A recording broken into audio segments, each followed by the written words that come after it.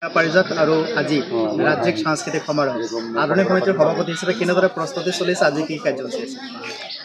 আমি পোহৰ বিচাৰি যাওঁ, এই বাণীকে সাৰোগত কৰি সদৌ অসম মইনা পাৰিজাতৰ মহাৰাজৰ জয়ন্তী উপলক্ষে আজিৰ পৰা অনুষ্ঠিত তিনিদিনীয়া কাৰ্যসূচীৰ প্ৰথম কাৰ্যসূচী হ'ল আমাৰ শিবিৰ মুকলি। আৰু এয়া শিবিৰ মুকলিৰ আমাৰ প্ৰায় আয়োজন আৰম্ভ হৈছে। আৰু আজিৰ এই ৰাতিপুৱা যিসাঁজ আমাক জলপান দিছে সেইখন দিছে ডক্টৰ কৰুণা বৰাদেৱে, আৰু তেখেত আমাৰ সাংস্কৃতিক বিশ্ববিদ্যালয়ৰ এজন অধ্যাপক।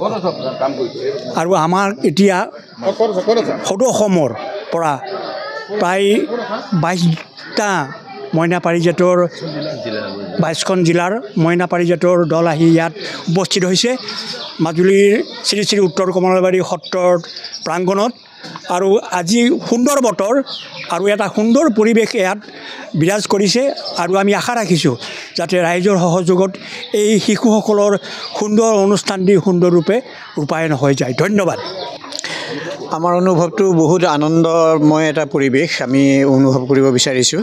আমি আশা ৰাখিছোঁ যে এটকা মহন্তৰ পীঠস্থান এই মাজুলীত আমাৰ অসমৰ বিভিন্ন ঠাইৰ পৰা অহা শিশু মইনাসকলে এটা আধ্যাত্মিক পৰিৱেশ ইয়াত পাই যাব, আৰু তেওঁলোকক পাই আমিও ধন্য মানিম। আমি ভাবিছোঁ যে বৰ্তমান সময়ৰ যিটো যুগ বিভীষিকা, মাৰি মৰক, হত্যা, লুণ্ঠন, অবিচাৰ, ঠগ, প্ৰবঞ্চনা, এইবিলাকৰ বিপৰীতে আমাৰ মইনাসকল, আমাৰ পাৰিজাত পুষ্প সদৃশ সেই মাজুলীৰ এটা আধ্যাত্মিক পৰিৱেশৰ মাজেদি তেওঁলোকে এটা আধ্যাত্মিক জ্ঞান তেওঁলোকে লাভ কৰিব, আৰু তেওঁলোকৰ ভৱিষ্যত জীৱনত সেই জ্ঞানেৰে যাতে তেওঁলোকে উন্নতিৰ পথত, প্ৰগতিৰ পথেৰে, শান্তিৰ পথেৰে যাতে আগুৱাই যাব পাৰে, সেই আশাও ৰাখিছোঁ। আমি তেওঁলোকক আদৰিবলৈ প্ৰায়ে সাজু হৈছোঁ, আৰু আমি আশা ৰাখিছোঁ যে মাজুলীত হৈ যোৱা ত্ৰুটি বিচ্যুতিখিনি তেওঁলোকে আঁতৰাই থৈ ইয়াৰ পৰা তেওঁলোকে এটা মৌ ৰস যাতে লৈ যাব পাৰে, তাৰ আশাৰে আমি বাট চাই আছোঁ।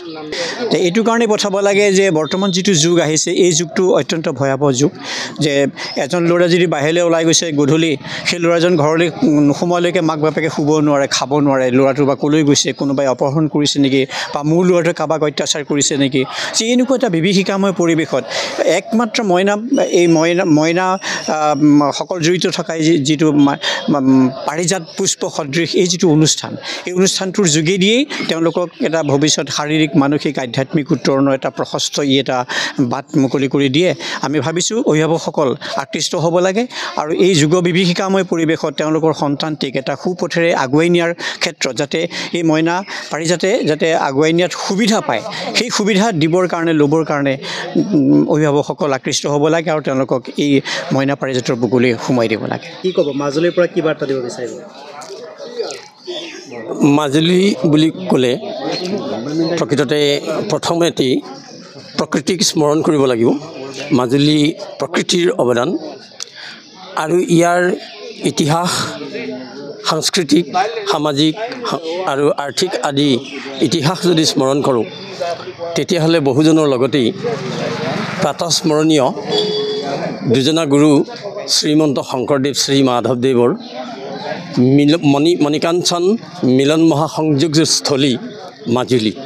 আমি মাজুলীক লৈ গৌৰৱ কৰোঁ, অসমক লৈ গৌৰৱ কৰোঁ, কিয়নো প্ৰাকৃতিকভাৱে পৃথিৱীৰ সৰ্ববৃহত্তম নদীদ্বীপ হিচাপে বিশ্বৰ মানচিত্ৰত এক স্থান অধিকাৰ কৰিছে, আৰু অসমৰ ভিতৰত, পৃথিৱীৰ ভিতৰত ক্ষুদ্ৰতম নদীদ্বীপ উমানন্দৰ স্থিতিয়ে বিশ্ব ইতিহাসত মাজুলী আৰু অসমৰ এক স্থান প্ৰাকৃতিকভাৱে দখল কৰিছে।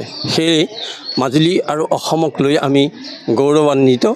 আৰু এই পবিত্ৰ তীৰ্থভূমিত সদৌ অসম মইনা পাৰিজাতৰ কেন্দ্ৰীয় সমিতিয়ে মহাৰাজৰ ৰজত জয়ন্তীৰ উপলক্ষে আজি তেখেতসকলৰ প্ৰথম কাৰ্যসূচী সাংস্কৃতিক সমাৰোহ এই মাজুলী ভূমিত অনুষ্ঠিত কৰিবলৈ অনাত আমি মাজুলীবাসী অতিশয় কৃতকৃত্য। আৰু এই সুযোগতে মই সদৌ অসম মইনা পাৰিজাতৰ কেন্দ্ৰীয় সমিতিলৈ মাজুলীৰ তৰফৰ পৰা আন্তৰিক ধন্যবাদ জ্ঞাপন কৰিছোঁ, আৰু আমি সকলোৰে আশীৰ্বাদ আৰু শুভেচ্ছা কামনা কৰিছোঁ।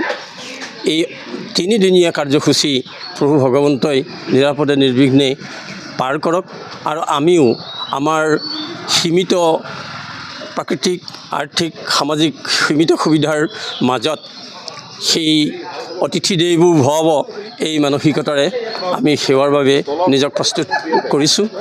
ইয়াতো যদি আমাৰ কিবা ত্ৰুটি বিচ্যুতি অনাকাংক্ষিতভাৱে হৈ গৈছে সকলোৰে ওচৰত মই অভ্যৰ্থনা সমিতিৰ তথা খাদ্য উপসমিতিৰ সভাপতি হিচাপে ক্ষমা বিচাৰিছোঁ।